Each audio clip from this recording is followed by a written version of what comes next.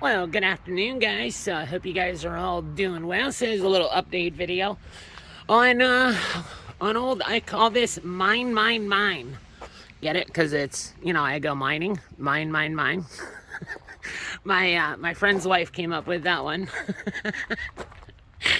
So, anyways, I think she's about done. Hopefully. The last project was this today. There. So there's a interesting little story. That's a bridge plate put there, and got one on the other side, of course. So these trailer hitches, guys, that is a motorhome trailer hitch I put on, I don't know, like 3 years ago. Well, they come with these little carriage bolts. And if you look right there on that carriage bolt, that is a grade 8 bolt. It has 1, 2, 3, 4, 5, 6. So you tell the grade of a bolt. You see them little notches on there? Well, that one has, wait. Oh no, that's a grade 5. Oh, so, well, that explains everything. All right, well, anyway, so I'm in West Virginia, and I'll tell you what, those of you guys that are traveling on the road, I highly encourage you guys, seriously, guys, every morning when I'm pulling, that's my trailer right here, the gray one. Whenever I stop, in the mornings, I go around and I do a walk around the whole vehicle. I check the tires, I check everything, making sure, there's no problems. And I'll tell you what, it saved my butt, guys. So please, if you're pulling, especially if you're pulling a trailer, guys, be freaking careful. I went through West Virginia, and as I went through West Virginia, of course, it's going thump. I love West Virginia, but I hate the roads. Well, anyways, I stopped at the Cabela's at nighttime, got out in the morning, I was walking the dog around, and when I got around this side, I had the trailer on, I noticed the hitch was like sitting kind of low, and it seemed like it was like bent. Like, that's weird. So I came around here, and I looked, and if you see, that's a replacement bolt. Right there, that's what I had on the fly. I did that in Cabela's parking lot, actually. And what I did was I pulled that corner back up and really cranked down on it. So it was on here because I had a trailer on here at the time. But before I left, when I installed this trailer hitch, you can't see them anymore.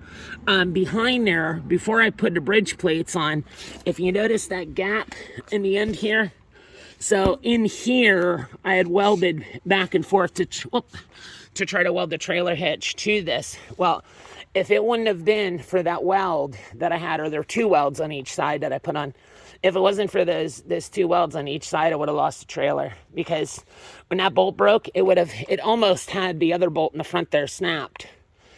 So surely without the welds, it would have, that trailer, oh my gosh, that thing was loaded full of rocks and tools, and I mean, that weighed a lot.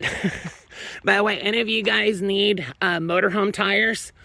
Selling my old tires. The garage told me not to get rid of them, and I looked at them. I'm kind of bummed that I bought new tires after looking at them, but he said I needed them. When I'm pulling a heavy load like that, guys, I want to make sure the rear tires on this are in really good shape.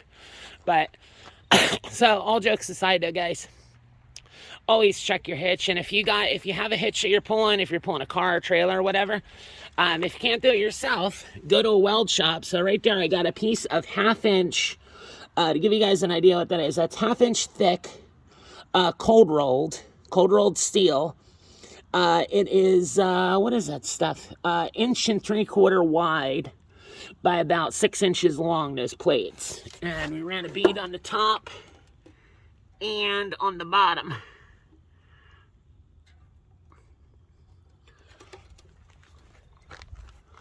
And then again over here, same size plate.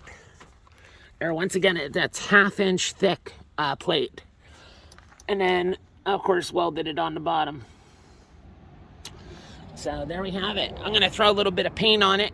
It's probably still a little hot. So I'll throw a little bit of paint on it. It's just starting to rain. I don't want it to get rusty. But, well, I have some primer. I don't have paint. So we got that done today. And I got some of the stuff loaded that I can load myself. I got loaded in the trailer, and I started putting, that's another video. I started putting stuff on the walls and stuff, or maybe we'll take a walk over there. But when I was in Tucumcari, New Mexico, or when I was going through Tucumcari last time, there's chrome wheel covers that are on the front there. I had them on the back. Well, this one, somewhere along the highway, went flying off. So I had chrome on 3 of them, and then nothing on this one, and it looked like a hoopty driving around with the wheels were kind of like, old looking and stuff in the brake dust. So I cleaned them really good with a pressure washer. They are the new tires, but I cleaned the rims really good with a pressure washer, got all the brake dust off them, scrubbed them real good, and then primed them and painted them. So I did take the cover off the other side, the chrome cap. In fact, that's what I was looking for. What the heck did I do with it? So there we have it. Looks a lot nicer now. I mean, it's chrome on the front, white on the back, but so the next project on this thing is going to be these decals that you see. If you notice, the decal used to start, let's see, right there above this line, all the way up here on the bottom of my thumb as it started, and it ended there. So when these things over time, they like curl, you get this curling like this, and they just, they just come off. I mean, at one time they were that wide, or close to that, probably this wide, the sun and such. And I've seen people on the internet that have taken them off, but you end up with these lines. I don't know if you guys can see that, the lines where the graphics are. So what I'm going to do is, I have a commercial power washer here at the shop, and I highly doubt I'm going to get to it before I leave.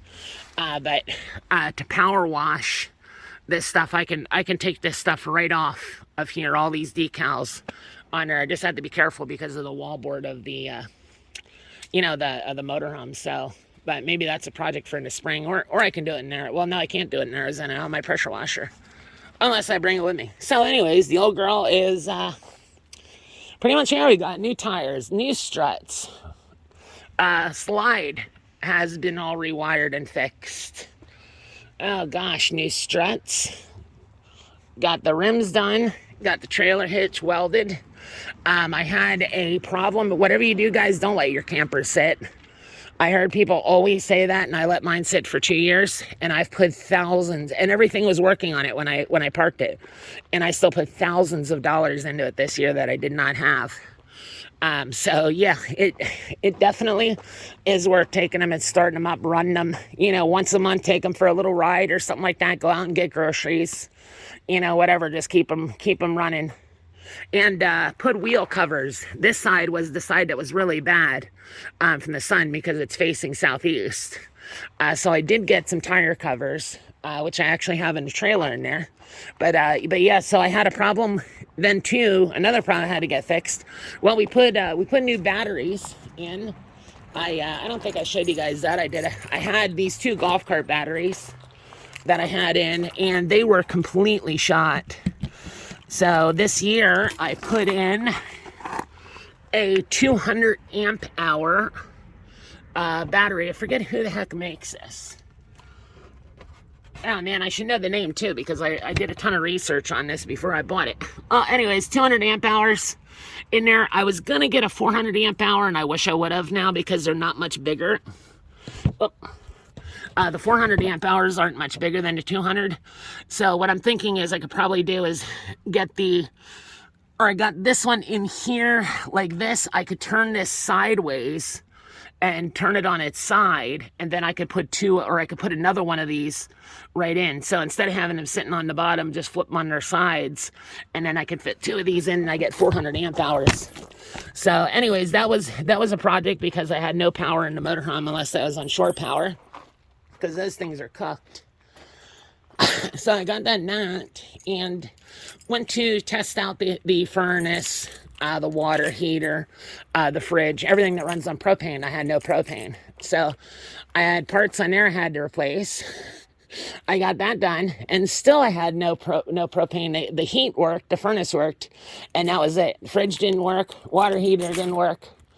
So I had to replace a valve on the water heater, got that up and running, and then the fridge, where the pilot was, a little tiny piece of debris fell down on where the pilot would be lit. So I had to tear that whole thing apart. And it was all things from sitting, guys. So, like I said, when I parked this, it was in perfect shape. So we're just about done, hopefully. Now I got to start on the inside. That is going to be a job. I'm thinking this winter, one of the projects when I'm out in Arizona is I'm going to take all of this carpet that's in here, and if you guys can see across the floor, mainly this section of linoleum, I want to put a piece of luan because there's a height difference here. So I want to put a piece of luan, build it up 1/8 of an inch, and maybe take out all of this carpeting up to the driver's cab at least. And I was thinking of putting in laminate flooring, something really nice. So we'll see. You know, spruce her up a little bit. I'm really torn, guys, whether I should keep this motorhome or whether I should sell it. What I'm thinking is when I start building the ranch in Arizona, I'm going to need something on the ranch to stay in while I'm out there. So I need, you know, something like this. Plus, I do need a vehicle, a motorhome of some sorts. So when I'm out in Arizona, that I can go around to the different claims and stuff, and I don't have to come back to the ranch every night if it's, you know, some of the claims are 75, 80 miles away. So something like this is an absolute must. You know, it makes the operation completely mobile that we're doing with all our different claims. But I'm paying $800 a year in insurance. So I'm trying to really cut costs and things like that. So I don't have to raise my prices. And, you know, that's one of them. So what I'm debating and doing is getting a toy hauler, but a tow behind. Something like that Featherlight up there. That's actually a good trailer, that Jayco. The Jayco makes really good trailers. But I was thinking again, something like that, but a toy hauler. So I can fit my side-by-side there in the back of it, but then at least I don't have to pay insurance on an entire new vehicle. So that's the thought process anyways, or what I'm thinking of. So anyways, there you have it, guys. I hope you enjoyed just a little update video. It's starting to rain, so I think I'm gonna go inside. I'm running at about an hour of sleep today, something like that. So I'm not exactly all with it. I just keep banging out project after project after project after project after project, and eventually they'll get done. So all we got left is I got to finish loading the trailer, but the saws are going to be a problem because they take 2 people, and I didn't think about that. Or I had some friends up here a few weeks ago. I should have at least had them help me with that, and it was one of those days I was working like an 18-hour day, and I was just completely fried. So we're going to have to get creative on that. But anyways, if any of you guys do need motorhome tires, be sure to let me know. Because I'm pulling the trailer like this, these wouldn't work. But if you just have a regular motorhome, the guy at the garage said it's no big deal, but you don't want to be pulling something because these were made in 2016. You can see they got plenty of tread left on them. And I'll give you guys the size of them. So they are LT 225 75 R16. And where the heck is the load rating? There you go. There's that. I seen the load rating earlier. See, the tires are a little wet now.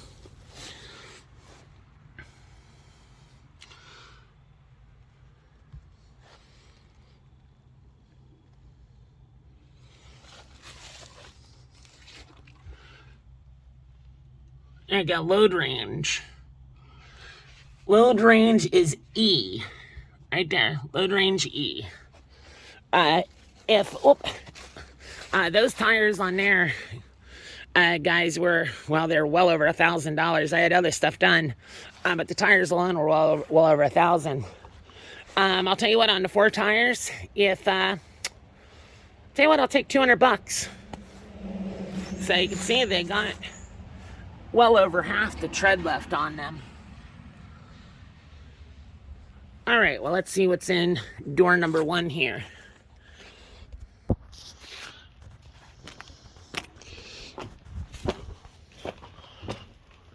So here we have it.